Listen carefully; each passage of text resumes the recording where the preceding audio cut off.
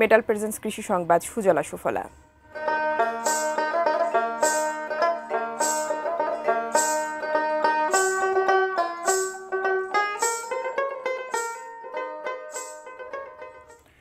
শুধু শাক নয়, কলমি শাকের বীজ উৎপাদন করেই বেশি লাভবান হচ্ছেন মেহেরপুরের কৃষকরা।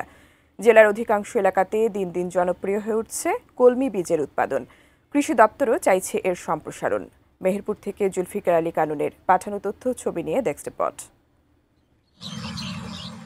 মেহেরপুরের কৃষকদের সামনে খুলে গেছে এক নতুন সম্ভাবনা। শাক নয়, বীজ উৎপাদনের জন্যই বাণিজ্যিকভাবে করছেন কলমি চাষ। স্বল্প খরচ ও পরিশ্রমে বেশি লাভ হওয়ায় এটি দ্রুতই জনপ্রিয় হয়ে উঠেছে। ভাদ্র মাসে পাট কাটার পর আশ্বিনে কলমির চাষ শুরু করেছেন কৃষকেরা। প্রায় 4 মাস পর আগামী পৌষ মাঘ মাসে বীজ সংগ্রহ করবেন তারা। কলমি শাকটা মূলত একটা বাড়তি আবাদ, আর এটা খুব লাভজনক আবাদ। কৃষকেরা জানান, কলমি শাক থেকে কাটা পর্যন্ত বিঘা প্রতি 5 থেকে 6 হাজার টাকা খরচ হয়। তা থেকে 8 থেকে 10 মণ বীজ পাওয়া যায়। গেল মৌসুমে 7 থেকে 11 হাজার টাকা পর্যন্ত মণ দরে কলমি শাকের বীজ বিক্রি করেছেন তারা। বাজারে শাকের চাহিদাও আছে, তেমন আপনার বীজেরও চাহিদা আছে, আপনার ফলনশীলও ভালো।